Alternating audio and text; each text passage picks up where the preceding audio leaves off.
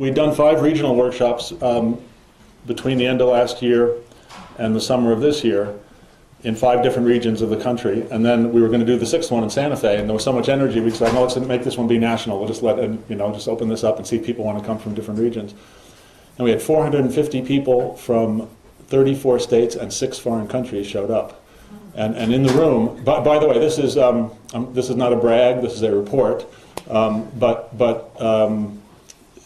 hopefully, I mean, the message I want to convey tonight is a little different than what I've been doing in the past. It's in the sense that I decided tonight to talk about the movement. He called it a revolution, or the shot heard around the world, but for the last 18 months, people have been calling this a movement, and the first time it happened, I thought it was kind of, nice. It's always nice to people say, hey, it's a movement.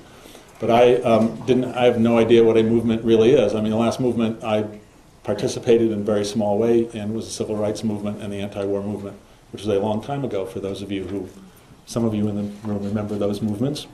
And actually this book, the subtitle of this book, Investing as if Food, Farms, and Fertility Mattered, if those people who participated in those movements might remember the book Small is Beautiful by F. Schumacher, the subtitle of that is Economics as if People Mattered. So this was a very explicit, you can either say audacious rip-off or a respectful carrying forward of that conversation, which is the latter is how I meant it. So what I wanted to tell you about the Santa Fe thing is I'm reporting to you that I have now been hit over the head enough times. I believe this is a movement. I don't know how to manage a movement. Movements are tricky. They're a lot trickier than a portfolio or a fund or an investment. And this is a movement about investing, which is truly tricky. Because what we're trying to do is mobilize tens of thousands or hundreds of thousands or even millions of investors around the United States to invest differently. And that has never been done, and I'm not claiming success by any means. We're just starting this thing, but that is what we're setting out to try to do. And hopefully tonight I can explain to you why we've decided to go in this direction. Who is in Santa Fe? If you know how the USDA is set up, the USDA has the secretary, Vilsack, the undersecretary, Kathleen Merrigan, and then I think it's 7 deputy undersecretaries, and one of the deputy undersecretaries came to the meeting.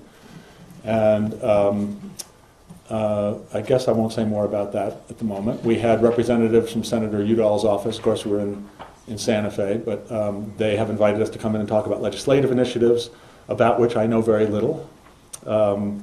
It's usually good. A good entrepreneur knows what he knows and knows what he doesn't know, and legislative stuff is, I just tipped my hand. The last time I was involved in anything vaguely political was like 1969 or 1970 or 1971.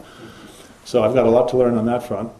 We had representatives of some of America's wealthiest families in the room, and I'm not going to say names, but I mean some of America's absolute wealthiest families. And then we had just a whole lot of other people who were from all walks of life, medium-sized foundations, small foundations, Santa Fe foundations, food entrepreneurs, people leading NGOs, farmers, a few CSAs were there. So I don't know if it's a shot heard, it's not a shot heard around the world, but it's being heard somewhere, and people are coming to participate in this discussion, which is very heartening, but it's also, we have a ton to do. So the first action item that we have set for ourselves is quite audacious, and it is to get 1 million Americans to sign the slow money principles. We can talk more about why that is. I'm going to, especially towards the end of the PowerPoint, we'll get back to the nuts and bolts of that. But so this is not an academic exercise. We are trying to create a voice which will have policy implications. You call political power if you want, policy implications at the same time as we were trying to organize local investors to start investing in their local regions.